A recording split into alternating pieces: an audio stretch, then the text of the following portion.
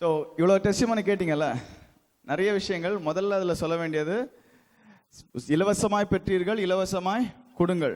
அது இதை எப்படி நீங்க கை வச்சா சுகம் நடக்கும், நீங்க சொன்னா பிசாசு ஓடும் அப்படின்னு ஆண்டவர் சொன்னாரோ, அதே மாதிரி தான் இலவசமாய் பெற்றீர்கள், இலவசமாய் கொடுங்கள்னு சொன்னாங்க. சரியா? இப்போ நிறைய பேர் சரி, நீங்க போகும்போது உடனே ஹீலிங் நடந்தா அவங்களுடைய மனசுல இருக்க, நான் ஆஸ்பத்திரியில இருந்து லட்ச லட்சமா செலவு பண்ணுவேனே, நீ வந்து ஒரு நிமிஷத்துல இப்படி சரி பண்ணிட்டு போயிட்டே, சூப்பர், இந்தான்னு கொண்டு வந்து உனக்கு 10 ரூபா கொடுக்கறது எனக்கு ஒரு பிரச்சனை இல்லைன்னா அவங்க கொடுப்பாங்க. ஆனா அதை நம்ம வாங்குறதுக்காக அங்க போகல. சரியா? எல்லாத்தையும் ஃப்ரீயா தான் கொடுக்கணும். அது ஒரு விஷயம். அண்ட் என்ன ஒரு விஷயம் சொல்லணும்னு நினைச்சேன். What was that? I love you, Jesus. And இந்த ஹாஸ்பிட்டல் மினிஸ்ட்ரி போகும்போது சில கையில கொஞ்சம் காசெல்லாம் எடுத்துட்டு போங்க. நான் போகும்போதெல்லாம் பார்த்தா அவங்க ஹீலிங் நடந்துச்சு, அவங்களுக்கு அந்த சுகம் பெரிய மேட்டரா தெரியல, என் கையில காசு இல்லை. அதாவது gospel is the good news that your problem is solved, whatever the problem be. அது ஹீலிங் மட்டும் இல்ல, எல்லாமே இருக்கலாம். ஹாஸ்பிட்டல் போறீங்கன்னா வியாதி உள்ளவங்க மட்டும் தான் இருப்பாங்களா என்ன? there are people who are in need of money. அவங்கள நானா நிறைய பேர் பார்த்திருக்கேன். வேற அவங்க, என் பிள்ளைங்க இல்ல, எல்லாரும் என்ன விட்டுட்டு போயிட்டாங்க, அங்கேதான் இருக்கிறேன், 3 மாசமா இங்க கிடக்குறேன் அப்படி இப்படின்னு சொல்லுவாங்க. ஸோ உங்க ஃபோன் நம்பர் கொடுங்க, நான் உங்களை வந்து பாக்குறேன், நீங்க எனக்கு கொஞ்சம் இப்ப பைசா கொடுங்க, இப்படியே கேட்டிருக்காங்க. So I have given. Okay, I know some brothers who empty their pockets. அப்படி ஏதாவது கேட்டாங்கன்னா சும்மா பாக்கெட்ல இருக்கிறத எடுத்து கொடுத்துட்டு வந்துருவாங்க. அப்படிப்பட்ட சகோதரர்கள் எனக்கு தெரியும். சரி, கர்த்தர் நல்லவர். ரைட். ஸோ இப்போ நேத்து போய் நீங்க ஜெபம் பண்ணதுல கேள்விகள் இருக்கா? நான் இது வரைக்கும் பண்ணதில்லை, நான் இப்ப பண்ணேன், நான் சாட்சி பார்த்தேன், ஆனா எனக்கு still I have some questions. சொல்றோம், கை தூக்குங்க.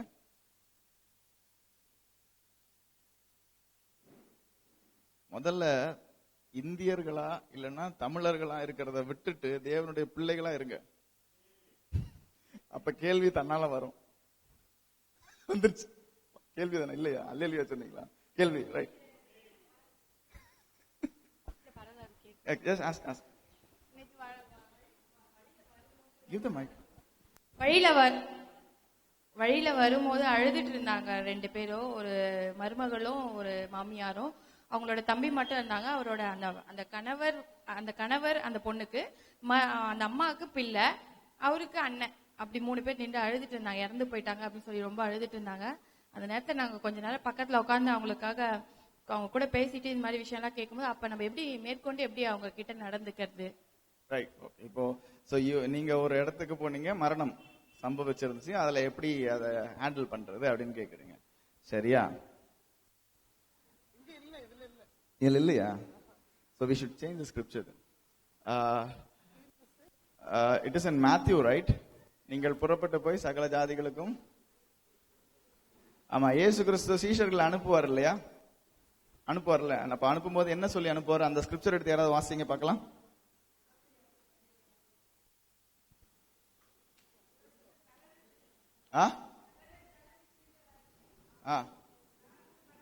அந்த வசனத்தை எடுங்க, அந்த வசனத்தை எடுங்க, பைபிள்ல இருந்து அந்த வசனத்தை எடுங்க. மத்தேயு 28 எடுங்க பாப்போம்.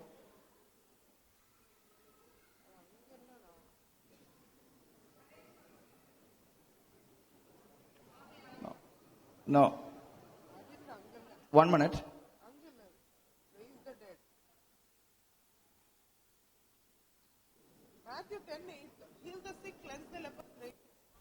மத்தேயு 10:8 எடுங்க.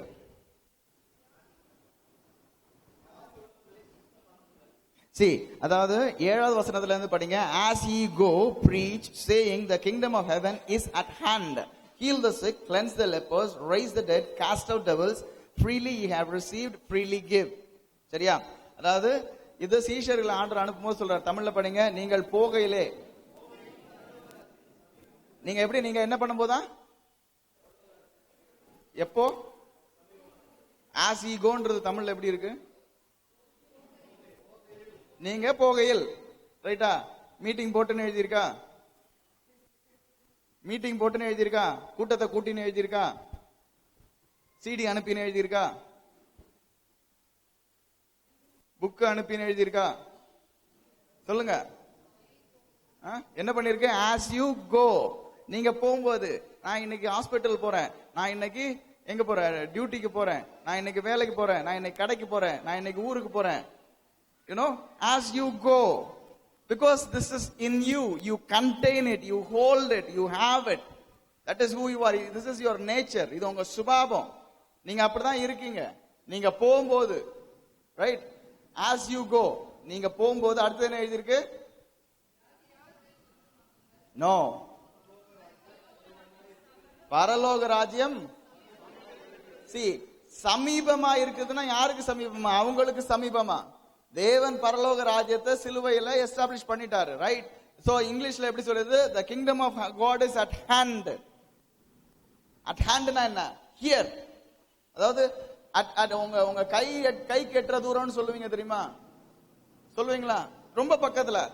அப்ப நாம போகும்போது the kingdom of God is here. So we can talk much better than the disciples.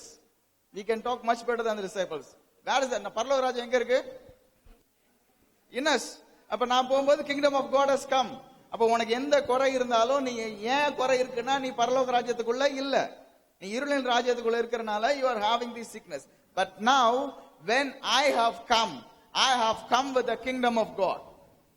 Right? அப்ப நான் போகும்போது எதோட போறேன்? பரலோக ராஜ்யத்தோட போறேன். அப்ப இந்த பரலோக ராஜ்யம் என்ன பண்ணுது?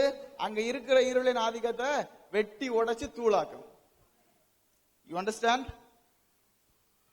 விளங்குதா?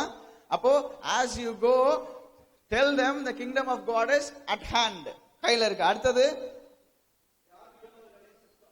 வாதி உள்ளவர்களை சுத்தமாக்குங்கள், குஷ்டரோகிகளை சுத்தம் பண்ணுங்கள், மரித்தோரை எழுப்புங்கள், பிசாசுகளை துரத்துங்கள், இலவசமாய் பெற்றீர்கள், இலவசமாய் கொடுங்கள்.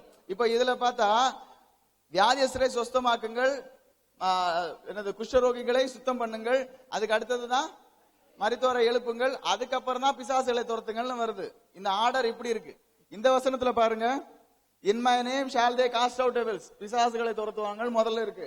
அடுத்தது they shall speak with new tongues, அந்நிய பாஷையில பேசுவார்கள், சர்ப்பங்களை எடுப்பார்கள், it shall not hurt them, they shall lay hands on the sick and they shall recover. இந்த இடத்துல வியாதியை சுத்தப்படுத்துறது கடைசியில இருக்கு, பிசாசு துரத்துறது முன்னாடி இருக்கு. சோ நான் என்ன சொல்ல வரேன்னா, when Jesus said them and when it is quoted by Mark and when it is quoted by Matthew, they have altered places. இயேசு கிறிஸ்து சொன்ன ஒரே விஷயத்தை மத்தேயு எழுதும் போதும் மார்க் எழுதும் போதும் மாத்தி மாத்தி எழுதுறாரு. இதுவே உங்களுக்கு ப்ரூவ் பண்ணுது, முதல்ல நமக்கு இந்த பிசாசு துரத்துற வரம் ஆண்டவர் கொடுப்பாருங்க. அப்புறம் நீங்க ஆண்டவருக்குள்ள நல்லா வளர்ந்ததுக்கு அப்புறம் உங்களுக்கு ஆண்டவர் தீர்க்கதரிசன வரம் கொடுப்பாருங்க. அப்புறம் கொஞ்ச நாள் நீங்க தீர்க்கதரிசன வரம் செஞ்சதுக்கு அப்புறம் ஒருவேளை நீங்க வேர்ட் ஆஃப் நாலேஜ்ல ஆப்ரேட் பண்ணுவீங்க. அப்படி கொஞ்ச நாள் போகும். அதுக்கப்புறம் ஆண்டவர் உங்களுக்கு இந்த சுகம் அளிக்கிற வரம் எல்லாம் கொடுப்பாருங்க. இது ஒண்ணுனா தருவார். அப்படின்றது சுத்த பொய், ரைட்? இது எல்லாமே பரலோக ராஜ்யத்தினுடைய evidence that the kingdom of God is at you. உங்களுக்குள்ள பரலோக ராஜ்யம் அப்படி இருக்குது அப்படின்றதுடைய அடையாளங்கள், ரைட்? எதெல்லாம்? பிசாசை துரத்துறது, வியாதியை சுஸ்தப்படுத்துறது, மரித்தோரை உயிரோட எழுப்புறது, அந்நிய பாஷையில பேசுறது, இது எல்லாமே என்னது? அடையாளங்கள். as you go, do. So raising a dead is not a big thing. It is as easy and as normal and as usual like healing the sick. சரியா? ஒரு மரிச்சவங்களை உயிர் தெழும்புறது ஒரு பெரிய விஷயம் கிடையாது. நீங்க எப்படி வியாதியை சுகப்படுத்துறீங்களோ அதே மாதிரிதான் மரிச்சவங்களை உயிர் தெழும்பு பண்ண போறீங்க. எப்படி இப்படி சொல்றீங்க? எனக்கு ஒரே ஒரு எக்ஸாம்பிள் தான் இருக்கிறாரு, இயேசு கிறிஸ்து. அடுத்தது பவுல், 2 பேர் வேதத்துல. சோ இயேசு எப்படி வியாதியை சுஸ்தப்படுத்தினாரோ அதே மாதிரி தான் மரிச்சவங்களையும் உயிர் தெழுப்பினார். அவர் வேற ஃபார்முலா எல்லாம் பண்ணல. 40 நாள் உபவாசம் இருந்து உயிரோட எழுப்பினாரா? இல்ல வேற ஏதாவது பண்ணாரா? ஒரு பிசாசை பார்த்து எழுந்து வெளியில போ, கெட் அவுட் அப்படின்னு சொல்லி பிசாசு துரத்துறாரு. அவர் எப்படி ஹீலிங் ஆபரேட் பண்ணாரோ அதே மாதிரிதான் மரித்தவங்க கெட் அப், எழுந்துரு, தொட்டாரு, சரியாயிடுச்சு.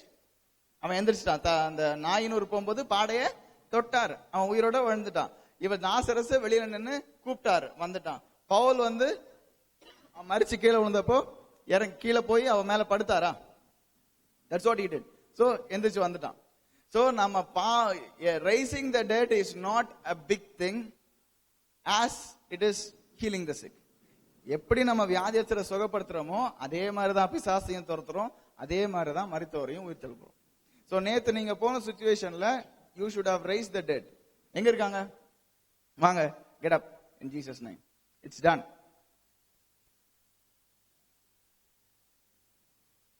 இப்படி ஏன் பாக்குறீங்க?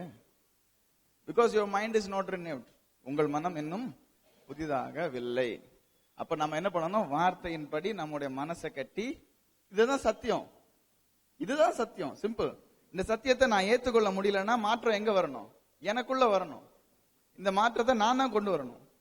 See, you should see yourself as a building. உங்களையே நீங்க ஒரு கட்டடம் மாதிரி ஒரு மனுஷனா பார்த்து இவனை எப்படி சீர்திருத்துறது, இவனை எப்படி ஆண்டவர் சித்தத்துக்குள்ள போடுறது, இவனுக்கு என்னெல்லாம் சொன்னா இவன் ஆண்டவர் சித்தத்தை சரியா செய்வான், அப்ப இவனுக்கு இன்னைக்கு என்ன ஃபீட் பண்ணும், நாளைக்கு என்ன ஃபீட் பண்ணும், இவன் இப்ப என்ன கத்திருக்கான் அப்படின்னு உங்களையே நீங்க வேதத்துடைய வசனத்தை வச்சு நீங்க ட்ரெயின் பண்ணணும். That is necessary. நேத்து போய் பண்ணிட்டு வந்தீங்க, உங்களுக்கு பாதி தான் சொல்லி கொடுத்துருக்கோம், பாதியிலையும் பாதி தான் சொல்லி கொடுத்துருக்கோம். இன்னைக்கு நிறைய இருக்கும், இவ்வளவு இருக்கான்னு யோசிப்பீங்க. there are many things. So ஏன் என்னால இன்ஸ்டன்ட் ஹீலிங் நடக்கல, இல்லைன்னா நான் ஏன் டெட் ரைசிங் பண்ணல, சில இடத்துல நான் போய் பண்ண ஏன் எனக்கு அதெல்லாம் பண்ண முடியல, 100% சக்சஸ் ரேட் இல்ல. சிலர் வந்து தொட்டவங்க எல்லாரும் சுகமாயிடுச்சு, ஆனா சிலருக்கு வந்து நடக்கல. ஆனா அப்போ ஆண்டவர் அப்படிதான் வச்சிருக்காரா? சிலருக்கு வரும், சிலருக்கு வராது, வேலை இன்னும் வரல இப்படின்னு நான் கேட்டதெல்லாம் ஒரு வேலை உண்மையா அப்படின்னு நினைக்க தோணுதா தோணலையா? எல்லாமே மண்டையில கண்டிப்பா இருக்கணும், ரைட்? பட் ஆண்டோடைய வார்த்தை பேசினது உண்மைனா எல்லாருக்கும் இயேசு கிறிஸ்து நன்மை செய்கிறவராய் சுற்றி திரிந்தார்னு இருக்கும். He healed all.